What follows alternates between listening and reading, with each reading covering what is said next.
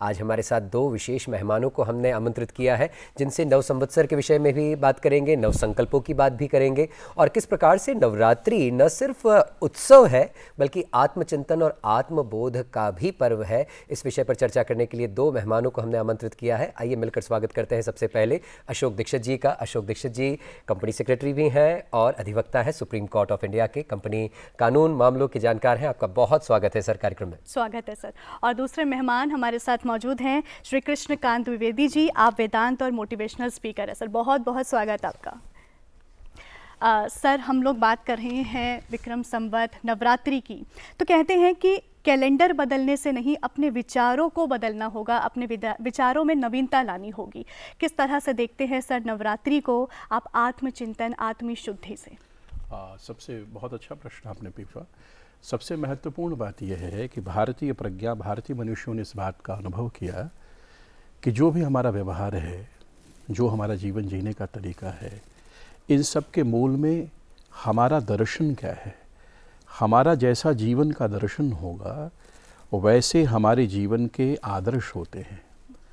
जैसे हमारे जीवन के आदर्श होंगे वैसे हमारे जीवन के मूल्य हो जाएंगे, और जैसे हमारे जीवन मूल्य होंगे उसी तरह से हमारा जीवन भी हो जाएगा, जीवन का व्यवहार भी हो जाएगा। तो जीवन के व्यवहार में यदि कहीं कोई न्यूनता दिखाई दे रही है, जीवन के व्यवहार में कहीं कोई रक्तता दिखाई दे रही है, कोई कमी दिखाई दे रही है, तो हम क्या करते हैं कि हम उस व्यवहार को व्यवहार से ही ठीक करने की कोशिश करते हैं। भारतीय प्रज्ञा ने कहा यह तरीका ठीक नहीं है, यह थोड़े समय तक समाधान देगा, लेकिन एक और आश्चर्य की बात है, जो समाधान प्रतीत होता है थोड़े समय बाद वह समाधान फिर संकट हो जाता है, और फिर ये चेन हमारे जीवन में चलती रहती है। तो बोले फिर इससे निकलने का रास्ता क्या है? बोले इससे निकलने का रास्ता है कि अपने जीवन के दर्शन को दुरुस्त कीजिए, उसे ठीक करिए। आपका जीवन जीने का दर्शन क्या है, जीवन का उद्देश्य क्या है? तो भारतीय परंपरा में हमने 4 पुरुषार्थ माने, धर्म, अर्थ, काम और मोक्ष। अब ये 2 अगल बगल के हमने हटा दिए। अब हमारे जीवन में क्या है? अर्थ है और भोग है। तो जब तक आप सही परिप्रेक्ष्य में जीवन को नहीं लाएंगे, जीवन का दर्शन ठीक नहीं करेंगे, तब तक हमारा व्यवहार ठीक नहीं होगा, हमारे जीवन के मूल्य ठीक नहीं होंगे, और दूसरों पर हमारे जीवन का क्या प्रभाव पड़ता है वो तो बात की बात है।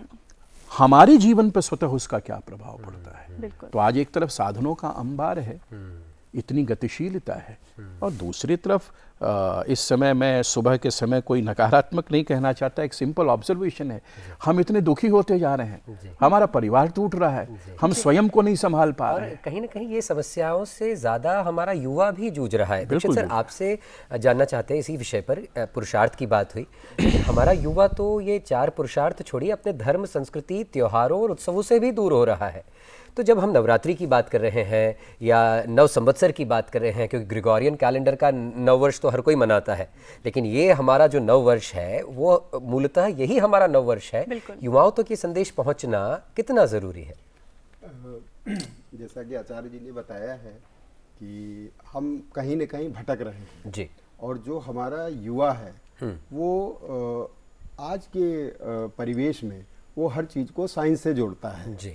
हमें सबसे पहले ये करना होगा कि जो हमारा सक्सेशन है, हमारा सनातन सक्सेशन, वो हमें अपने युवाओं को बताना होगा। ये नया वर्ष जो मनाया जाता है, इसमें जिस तरीके से हमने अपने पुराणों में पढ़ा है कि माता ने महिषासुर का वध किया था, विक्रमादित्य का जो संवत शुरू हुआ, आज से ब्रह्मा जी ने सृष्टि की रचना शुरू की थी।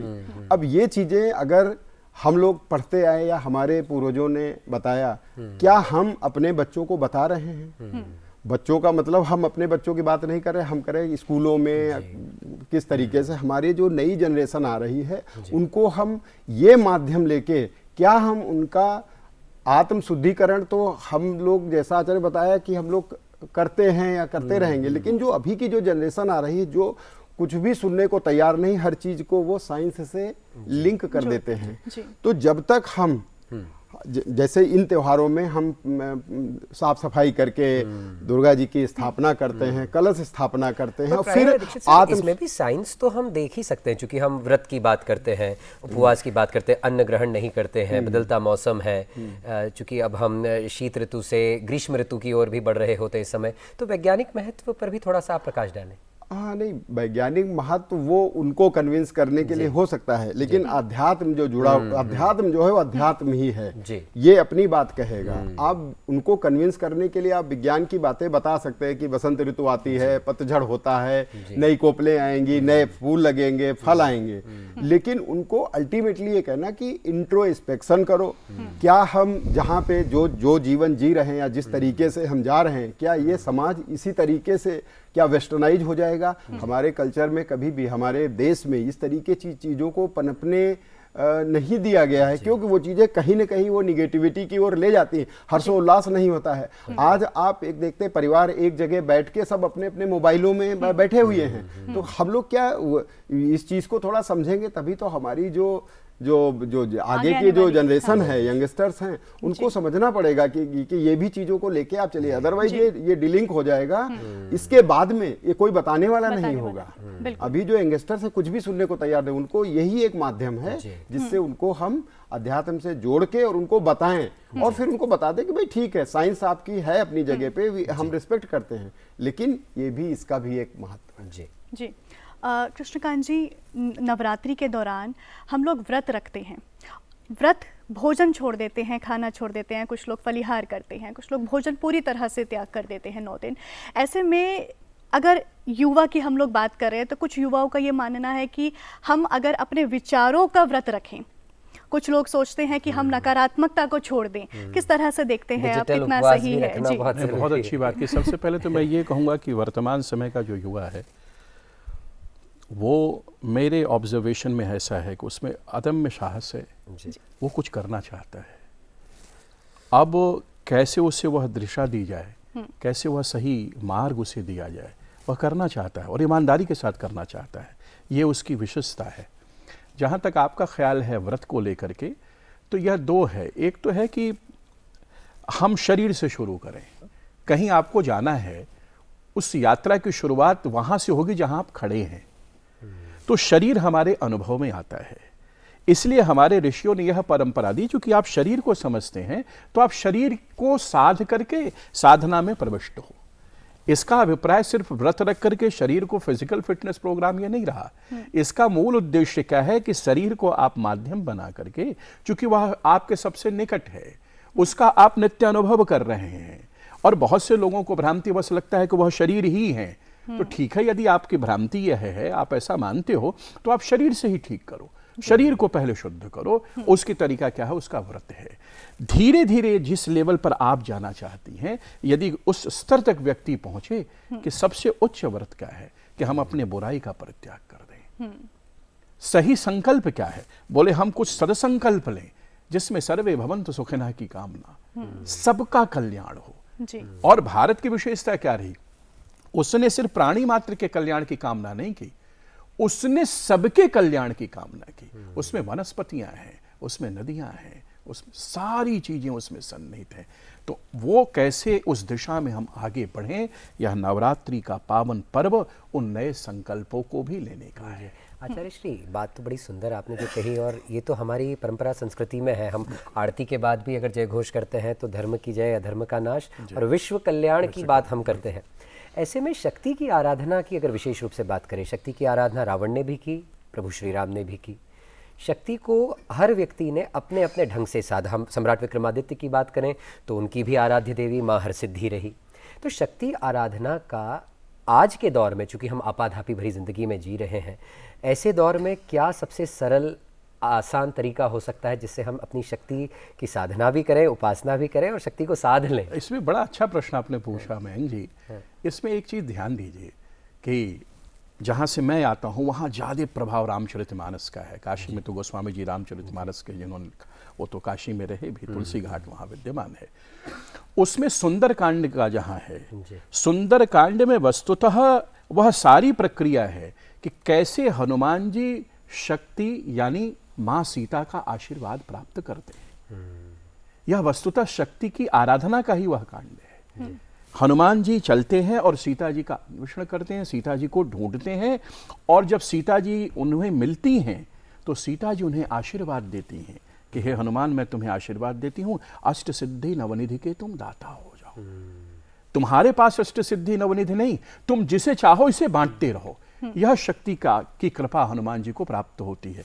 लेकिन जो प्रश्न आपने बड़ा महत्वपूर्ण पूछा, वो प्रश्न यह था कि रावण और हनुमान जी, रावण ले गया हरण करके, हनुमान जी को भी उसी लंका में सब कुछ प्राप्त होता है, और सीता जी का हरण करके ले गया और रावण का सब कुछ चला गया।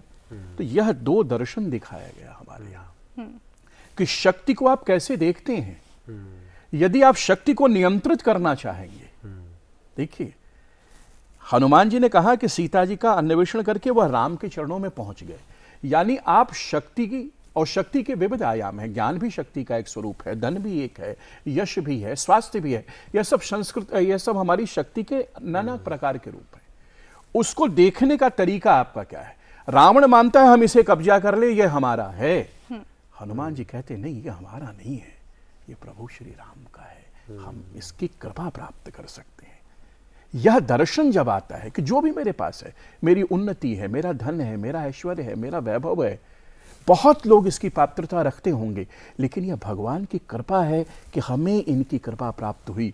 यह दृष्टि जब आपके भीतर आती है, तब आप उस शक्ति का सदुपयोग करते हैं, और जब आप उस शक्ति को नियंत्रित करने की कोशिश करते हैं कि यह हमारी है, हम इसके स्वामी हैं, तो वही शक्ति आपका विनाश यानी कुल करती है। मिलाकर समर्पण का भाव हो, न्यौछावर करना, कि जब सौंप दिया इस जीवन का सब भार तुम्हारे हाथों में, क्योंकि हम नर हैं, वो नारायण है। जी देखिए सर, आपने युवा की, जैसे हमने बात करी भारतीय संस्कृति की, कि कहीं ना कहीं वो अपने मूल्यों से थोड़ा सा दूर होते जा रहे हैं, तो क्या करना चाहिए? अगर पारिवारिक तौर पर हम बात करें, क्या छोटे छोटे कदम हमें अपने परिवार में शामिल करने चाहिए जिससे कि युवाओं के अंदर संस्कृति और मूल्यों की थोड़ी सी शामिल हो? नहीं, मैं उसमें ये जैसा मैंने पहले बताया कि अपने बच्चों को, युवाओं को पहले तो आप उनको मतलब इम्पोर्टेंस दीजिए कि आप इस सोसाइटी के बहुत ही महत्वपूर्ण अंग हैं, और आप आगे की मतलब ये जो नर्सरी है यही आगे इसको करने वाली। तो उनको बैठा के उनको ये बताना है कि आप में जो भी निगेटिव चीज़ें हैं उनको आप सोच लो या लिस्ट आउट कर लो। इस त्यौहार में एक माध्यम बनाया कि 9 दिन हमारे ये इस तरीके से रहेंगे, तो उसमें उनको ये बताना है कि आपको अपना जो स्वाभिमान को नहीं खोना है, लेकिन आपके अंदर जो नकारात्मक विचार हैं और जो चीज़ें लगती है कि भाई इनको छोड़ देना चाहिए, अहंग छोड़ देना चाहिए, हमें किस तरीके से अपने पूर्वजों को ध्यान करके और आगे मतलब किस तरीके से जो अभी देश जो बना है, जो हमारे पूर्वजों की जो कंट्रीब्यूशन रहा है, तो उनको उस चीज़ की मोटिवेशंस देनी पड़ेंगी, बतानी पड़ेंगी कि आप इतने इम्पोर्टेंट हैं जितने हम लोग हैं, और उनको हमारी लोगों की जो सोच है उसके साथ में उनको मिश्रित करना पड़ेगा। तो कहीं ना कहीं दीक्षित सर, क्या नवरात्रि में हमारे युवाओं को ये विश्वास दिलाना जरूरी है कि असली शक्ति उन्हीं के भीतर छिपी है? बिल्कुल, ये बताना पड़ेगा। और अपने देश में तो युवा बहुत हैं, और जैसा कि आचार्य जी कह रहे थे कि भाई उनमें एक मतलब आपको उनमें एक आग फूकनी है इस माध्यम से कि आप ये त्योहार को इस तरीके से उनको आप पार्टिसिपेटिव रोल में रखिए। उनको ऐसा नहीं कि हाथ जोड़ के प्रसाद ले लिया, नहीं, बैठो, उनको समझाओ कि इसका महत्व इस तरीके से है।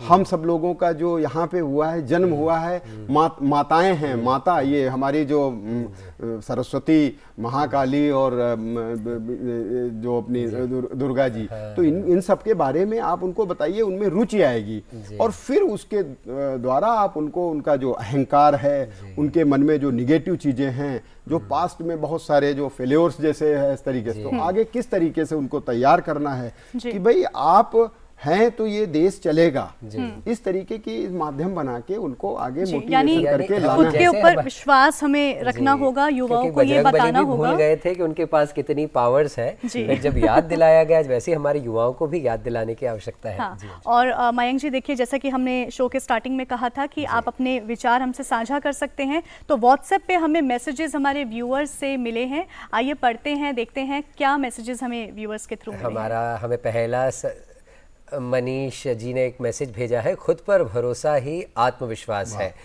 ये बात तो बिल्कुल ठीक कही मनीष जी आपने। वहीं दूसरा मैसेज हमें प्राप्त हुआ है एक और हमारे व्यूअर का, अनिल पंडिता जी का। आपका भी बहुत बहुत धन्यवाद जो आपने ये संदेश हम तक संप्रेषित किया है। और चूंकि बात नवरात्रि की चल रही है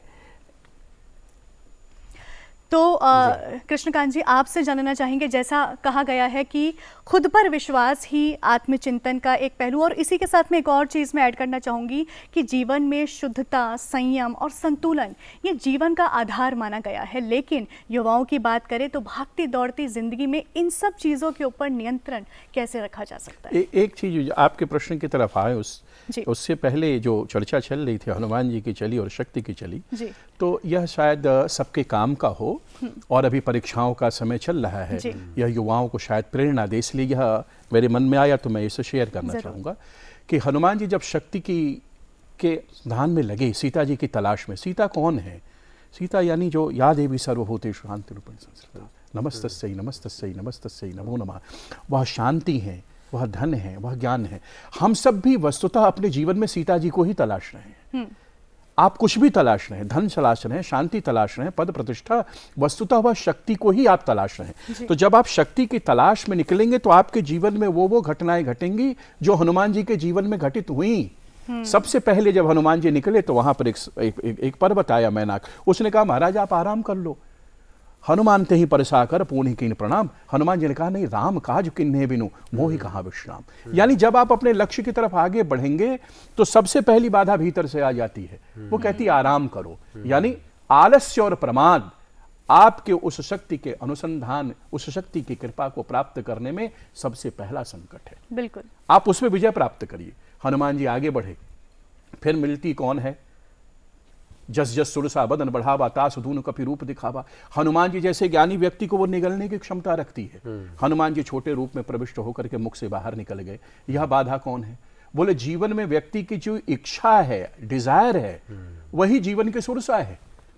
आपको उसे समाप्त नहीं करना, उसका प्रबंधन करना है। हनुमान जी ने उसका प्रबंधन किया। और ध्यान दीजिए, आप कितने भी शक्तिशाली हनुमान जी जैसे क्यों न हो, लेकिन यदि आप अपनी इच्छा का प्रबंधन करना नहीं जानते तो आपकी इच्छा ही आपके संपूर्ण जीवन को निगल लेगी। बिल्कुल। अब बड़ा लंबा विस्तार उसका मैं नहीं करना चाहता। मूल बात क्या है? हनुमान जी चाहते हैं राम जी की कृपा प्राप्त करना। सारे संकटों को पार करते हुए हनुमान जी पहुंच गए सीता जी के सामने, और अब सीता जी परीक्षा लेती हैं हनुमान जी की। ये वैशिष्ट देखिए, ये विशेषता देखिए। आप जब संकट में होते हैं तो कई बार संकटों के पार चले जाते हैं। आप अक्सर, बहुत से लोग डिरेल तब होते हैं जब उन्हें थोड़ी रिद्धि सिद्धि मिल जाती है, थोड़ा पद प्रतिष्ठा मिल जाता है। अब हनुमान जी के सामने सीता जी मिल गई और सीता जी परीक्षा ले रही हैं। सीता जी कहती है अजर, हनुमान तुम अजर हो जाओ। हनुमान जी को देखा तो कोई भाव नहीं हनुमान जी के चेहरे पर। फिर बोलती हैं, शायद उपहार छोटा था, बढ़ाया सीता जी ने, बोले अमर भी हो जाओ, अजर अमर, बोले गुणों की खान भी हो जाओ। सब कुछ आशीर्वाद दिया, लेकिन हनुमान जी के चेहरे पर कोई प्रसन्नता का भाव जब नहीं लगा, तब सीता जी को लगा कि इसे तो वही देना पड़ेगा जो ये चाहता है। और तब सीता जी आशीर्वाद देती हैं, अजर अमर गुण निधि सुत होहूं, करहूं बहुत रघुनायक क्षोभ। जाओ, मैं तुम्हें यह आशीर्वाद देती हूं कि राम तुम्हें अब प्रेम करेंगे। यानी कितने मुश्किल के बाद हनुमान जी जैसे व्यक्ति को उनके जीवन में उनका लक्ष्य मिला। बिल्कुल। और लक्ष्य भी मिला, कृपा किसकी? देवी की, सीता की। वो देवी दुर्गा हो, सरस्वती हो, लक्ष्मी हो। दीक्षित सर, आप पर आना चाहेंगे, क्योंकि नवरात्रि के पर्व में व्रत उपवास की अंशु ने जैसे बात की थी, कितना जरूरी है थॉट्स को डिटॉक्स करना, विचारों के प्रदूषण को रोकना। इसमें एक्चुअली क्या था कि जो हम लोग हैं, हम जो वरिष्ठ सदस्य हैं अपनी सोसाइटी के, पहले तो उनको अपने को भी प्योरीफाई करना होगा। क्योंकि प्रवचन देने के पहले हम अपने बच्चों को जो बताएंगे तो वो बोलेंगे आपके क्या आदर्श हैं। तो हमें पहले अपने में भी आदर्श स्थापित करना होगा, अगर नहीं है तो ठीक है, क्योंकि बच्चों को आप शिक्षा दे रहे हैं तो वो पूछेंगे आपको। तो आपको जो व्रत करते हैं, तो व्रत को आप इस तरीके से मतलब लिंक कर सकते हैं कि हम प्योरीफाई अपने को कर रहे हैं। आप देखो, जैसे शरीर हमारा 5 तत्वों से बना है, उन बच्चों को बताना होगा कि हम उन 5 तत्वों से ही बने हैं, कोई इसमें साइंस का कोई वो नहीं है। तो जो व्रत करते हैं उनका अलग अलग उनको विश्लेषण करना होगा, और उसको आप इस तरीके से जोड़ दीजिए कि मतलब आप में जो अहंकार है, निगेटिविटी है, जो नकारात्मक सोच है, लोगों के प्रति कलुषित भावना है या एग्रेशन है, वो सब चीज़ों को छोड़ दो और उनको अपने उसमें लेके आओ। बहुत सारे पेरेंट्स अपने बच्चों को वो शाबाशी देते हैं कि आपने गलत काम किया तो ठीक है, तो वो पहले तो उनको भी अपने को पहले करेक्ट करना पड़ेगा। और ये 9 दिन का जो होगा तो एटलीस्ट उनको ये 9 दिन में तो डिसिप्लिन में रखेंगे, फिर कंटिन्यूअसली धीरे धीरे वो जरूर है कि कम हो जाता है। 9 दिन तो हम बिल्कुल हम लोग जैसे वो बताया ना कि क्या खाना है क्या नहीं खाना है या कुछ भी नहीं खाना है, तो हम बहुत डिसिप्लिन्ड हो जाते हैं। तो क्यों न इस डिसिप्लिन को प्रोलॉन्ग किया जाए कंटिन्यूअसली, तो वो बच्चे फॉलो करेंगे। तो इस व्रत कुछ नहीं है, एक पैमाना है जिससे हम ये बच्चों को बता सकते हैं या अपनी जनरेशन को, आगे वाली जनरेशन को, आने जनरेशन बता सकते हैं कि किस तरीके से अनुशासित रह के हमें अपने जीवन को अच्छा बनाना है। और जीवन अच्छा बनेगा तो समाज अच्छा बनेगा, समाज अच्छा बनेगा तो देश अच्छा बनेगा। और जब हम बात करते हैं विकसित राष्ट्र की, तो कहीं ना कहीं धर्म अध्यात्म का भी एक महत्वपूर्ण रोल है, भूमिका है हमारे समाज निर्माण में। दीक्षित सर, आचार्य जी, आप कार्यक्रम में जुड़े और इतनी प्रेरक जानकारियाँ और इतनी सार्थक चर्चा आप लोगों के माध्यम से हमारे दर्शकों तक पहुँची। आपका बहुत बहुत आभार, बहुत बहुत धन्यवाद। धन्यवाद। हम यही कामना करते हैं हमारे दर्शकों के लिए भी कि देवी माँ की कृपा आप सभी पर बनी रहे।